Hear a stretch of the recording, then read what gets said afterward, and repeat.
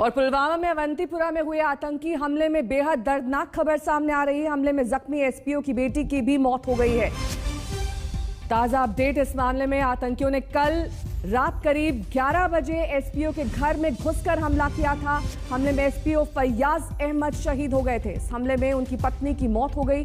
बुरी तरह जख्मी बेटी की अस्पताल में भर्ती के बाद उसकी भी मौत हो गई। एसपीओ फैयाज अहमद शहीद हो गए थे इस हमले में। एसपीओ की पत्नी और बेटी की भी अब मौत हो गई है। 3 लोग इस हमले में मारे गए हैं। ये बेहद दर्दनाक खबर पुलवामा से, जहां पर अवंतीपुरा में एसपीओ के घर में आतंकियों ने हमला किया। 3 लोग की जान चली गई है। एसपीओ की बेटी की भी घायल होने के बाद मौत हो गई है। कल देर रात ये हमला किया गया। 3 तस्वीरें आपके सामने, किस तरीके से अवंतीपुरा में ये वारदात आतंकियों ने अंजाम दी। सुरक्षा बलों का सर्च ऑपरेशन अब भी जारी है। आतंकियों की तलाश की जा रही है। वहीं एसपीओ पत्नी और बेटी की हत्या के बाद से पूरे इलाके में सनसनी है। घर में घुसकर ये हमला किया गया। बेहद दर्दनाक तरीके से मौत के घाट एसपीओ को उतार दिया गया। उसके बाद जख्मी हालत में बेटी को अस्पताल ले जाया गया, लेकिन उसे भी नहीं बचाया जा सका। घर में घुसकर आतंकियों ने गोलियां बरसाई।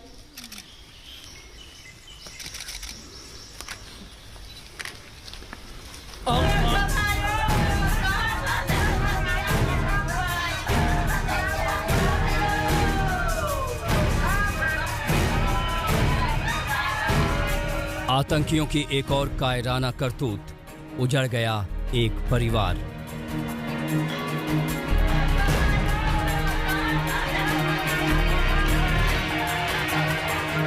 जम्मू कश्मीर के पुलवामा जिले में स्थित अवंतीपुरा के हरिपरी गांव में मातम पसरा है। परिवार वालों का रो रो कर बुरा हाल है।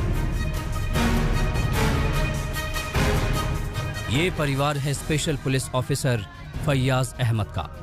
बताया जाता है कि बीती रात करीब 11 बजे आतंकियों ने एसपीओ के घर में घुसकर अंधाधुंध गोलियां बरसाईं। हमले को अंजाम देकर आतंकी रफू चक्कर हो गए। हमले में जख्मी सभी लोगों को तुरंत अस्पताल पहुंचाया गया, लेकिन एसपीओ फैयाज अहमद और उनकी पत्नी राजा बेगम और बेटी की मौत हो गई। हमले के बाद सुरक्षा बल के जवानों ने पूरे इलाके को घेर लिया है। हमलावर आतंकियों की तलाश जारी है। हफ्ते भर के भीतर जम्मू कश्मीर में ये तीसरी बड़ी आतंकी वारदात है। 22 जून को श्रीनगर के कानीपुरा इलाके में पुलिस इंस्पेक्टर पर आतंकियों ने जानलेवा हमला बोला था। 26-27 जून की दरमियानी रात जम्मू एयरफोर्स स्टेशन पर ड्रोन से बम हमला हुआ और अब बीती रात एसपीओ के परिवार पर हमला। इस हमले का जम्मू कश्मीर के एलजी मनोज सिन्हा ने ट्वीट कर तीखी निंदा की है। उन्होंने ट्वीट किया, अवंतीपुरा में एसपीओ फैयाज अहमद और उनके परिवार पर बर्बर आतंकी हमले की मैं तीव्र निंदा करता हूं। ये कायराना हरकत है और बहुत जल्द इस हिंसा के गुनहगारों को न्याय के कटघरे में खड़ा किया जाएगा। शहीद के परिवार के प्रति मेरी गहरी संवेदना और जख्मी के जल्द ठीक होने के लिए प्रार्थना। जम्मू कश्मीर में एसपीओ लगातार आतंकियों के निशाने पर रहे हैं। जबकि एसपीओ नियमित पुलिसकर्मी नहीं होते, उन्हें कॉन्ट्रैक्ट पर रखा जाता है। कानून व्यवस्था को बनाए रखने की जरूरत के मुताबिक इनकी भर्ती की जाती है। एसपीओ की नियुक्ति की शुरुआत 1996 में नेशनल कॉन्फ्रेंस की सरकार के दौरान हुई थी। ऐसे वक्त में जब जम्मू कश्मीर में नई राजनीतिक पहल हुई है, एक के बाद एक आतंकी हमले, इससे साफ है कि दहशतगर्द और उसके आका बुरी तरह बौखलाए हुए हैं। अशरफ वानी, श्रीनगर, आज तक। अशरफ वानी मेरे सहयोगी इस वक्त तमाम जानकारी के साथ जुड़ गए हैं। अशरफ, लगातार पुलिस कर्मियों पर हमला, उन्हें निशाना बनाना, सीआईडी अफसर डार को निशाना बनाना, इन सबको जोड़कर देखा जा सकता है क्या? बिल्कुल नेहा, इनको सबको जोड़कर देखा जा सकता है, क्योंकि ये और एक साइकिल ऑफ वायलेंस जिसको कहा जाता है कश्मीर में आम भाषा में, वो शुरू हुआ है पिछले कुछ दिनों से। दरअसल अगर हम देखें तो इस तरह के लगातार जो हमले हैं 2016 में भी कश्मीर में हुए थे, जब एसपीओज और राजनीतिक कार्यकर्ताओं को निशाना बनाया गया था। फिर जब अनुच्छेद 370 हटा, काफ़ी सुरक्षा का दबाव, इंटरनेट बंद था और कई तरह की बंदिशें थी, तो उस बीच कुछ जो है काबू पा लिया गया इस हिंसा में। लेकिन पिछले कुछ दिनों के दौरान जब से जम्मू कश्मीर में एक बार फिर राजनीतिक चहल पहल शुरू होने लगी, दिल्ली में 24 जून को प्रधानमंत्री ने जम्मू कश्मीर पर एक उच्च स्तरीय बैठक ली सभी राजनीतिक दलों के साथ। उससे 2 दिन ठीक पहले एक बार फिर कश्मीर में जो है आतंकी हिंसा में लगातार इजाफा हो रहा है।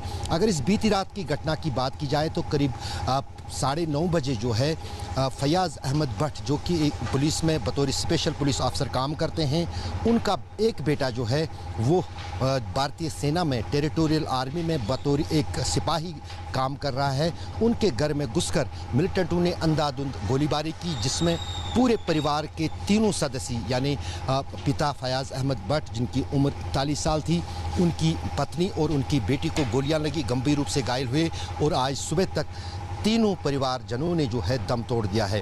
पूरे इलाके में सन्नाटा, मातम और दुख का माहौल बना हुआ है, जो हम तस्वीरों में लगातार दिखा सकते हैं। कल शाम से ही सुरक्षा बलों ने पूरे इलाके में एक महातलाशी अभियान शुरू किया था ताकि कातिलों का पता लगाया जा सके, लेकिन फिलहाल सुरक्षा बलों को इस दूर दराज इलाके में जो कि पुलवामा ज़िले में आता है कुछ मिला नहीं है। लेकिन पुलिस की तरफ से कहा जा रहा है कि वो कातिलों का पता लगाने की कोशिश में है और उसमें सफल भी होंगे। बहुत शुक्रिया अशरफ इस तमाम जानकारी के लिए आपका। और बात अब जम्मू के एयरफोर्स स्टेशन पर हुए 2 धमाकों की करेंगे, क्योंकि धमाके की जांच में देश भर की सुरक्षा और जांच एजेंसियां हरकत में आ गई हैं। आज तक को मिली जानकारी के मुताबिक ड्रोन को एयरफोर्स स्टेशन के करीब से ऑपरेट किया गया। जांच एजेंसियां ये भी पता लगा रही हैं कि क्या जम्मू के एयरफोर्स स्टेशन पर हुआ हमला किसी बड़ी आतंकी साजिश का रिहर्सल है।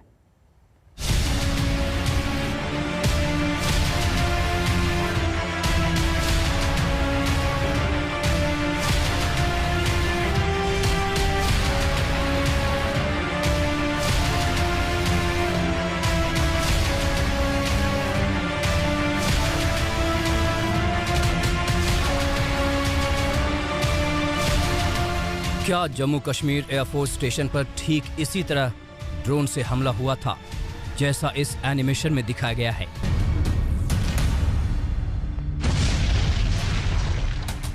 जम्मू एयरफोर्स स्टेशन के टेक्निकल एरिया में 26 और 27 जून की दरमियानी रात 6 मिनट के भीतर हुए 2 धमाकों की तीव्रता तो बहुत ज्यादा नहीं थी, लेकिन इसकी गूंज दिल्ली तक पहुंच गई।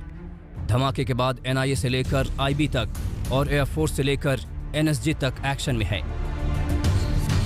धमाके की अब तक जांच के बारे में आज तक को मिली एक्सक्लूसिव जानकारी के मुताबिक इस बात की संभावना कम है कि ड्रोन इंटरनेशनल बॉर्डर से आया होगा, क्योंकि बॉर्डर से एयरफोर्स स्टेशन की हवाई दूरी 10 से 15 किलोमीटर है। जांच से जुड़े सूत्रों के मुताबिक संदिग्ध आतंकियों ने एयरफोर्स स्टेशन के करीब से ड्रोन के जरिए धमाके को अंजाम दिया। सूत्रों के मुताबिक IED से लदे ड्रोन को एयरबेस के काफी करीब से ऑपरेट किया गया था।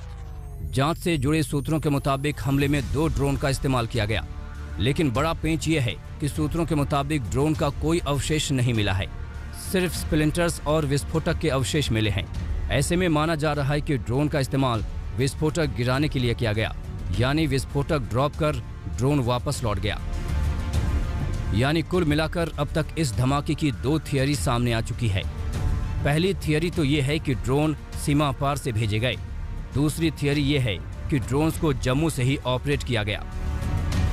वैसे अब तक की जांच में जो एक बात साफ तौर पर आई है वो पाकिस्तान और उसके आतंकियों की साजिश की तरफ इशारा करती है। भारतीय वायुसेना की तरफ से जो बातें बताई गई हैं वो ये हैं कि ये विस्फोट ड्रोन अटैक के कारण हुआ। इसका संभावित टारगेट हेलीकॉप्टर था जो पार्किंग एरिया में खड़े थे।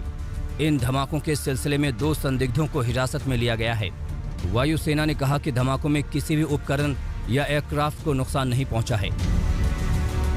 सूत्रों का कहना है कि भले ही धमाकों में ज्यादा नुकसान न हुआ हो, लेकिन यह हमला जम्मू में किसी बड़ी आतंकी वारदात की साजिश की तरफ इशारा जरूर करता है।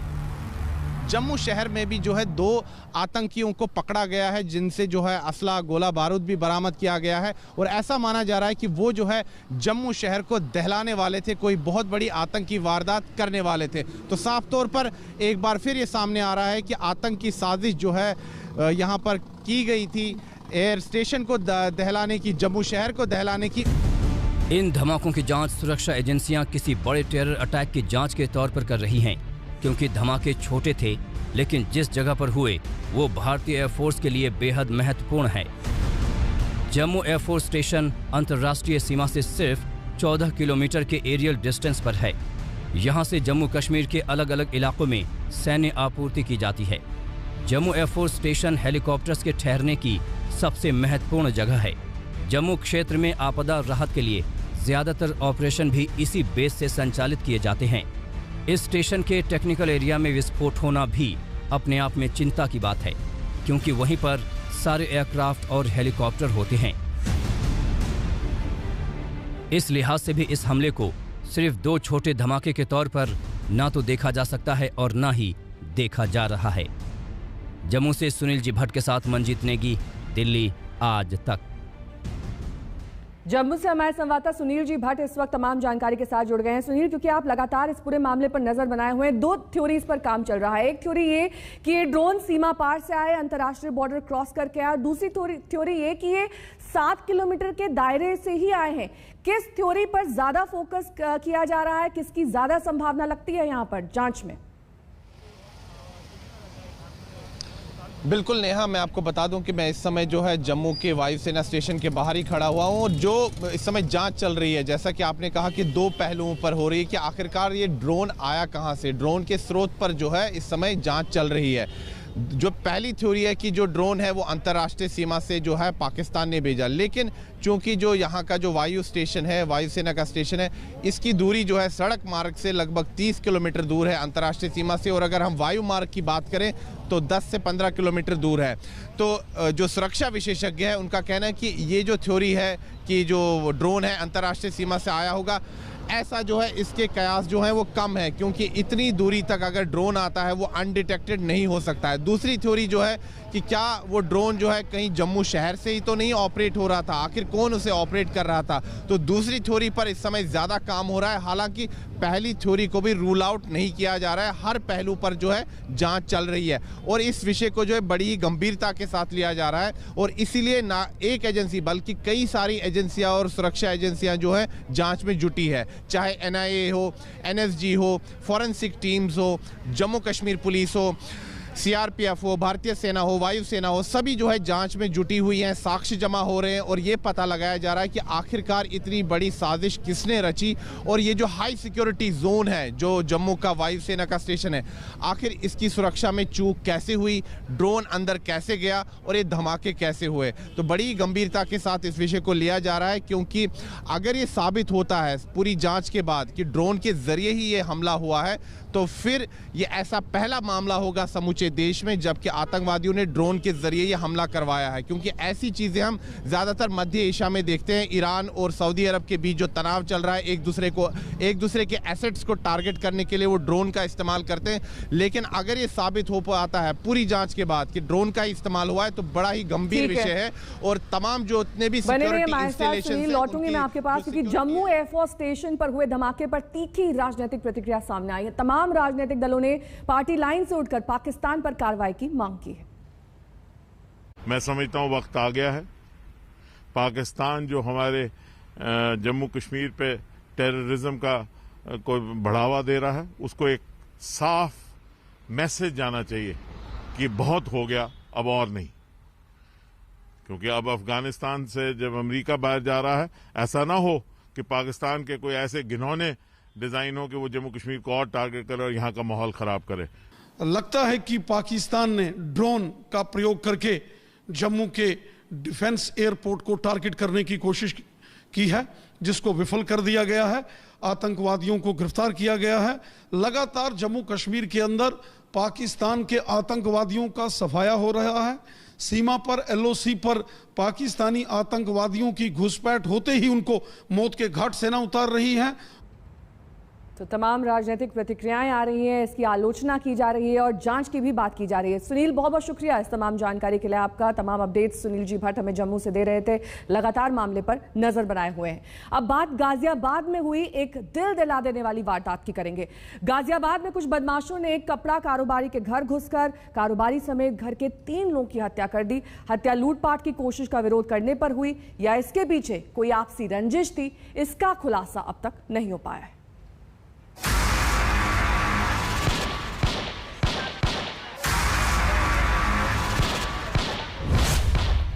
दिल्ली से सटे गाजियाबाद में ट्रिपल मर्डर से खलबली।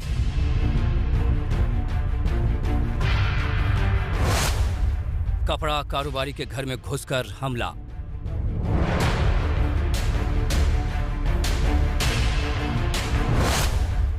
वारदात के पीछे लूटपाट या आपसी रंजिश।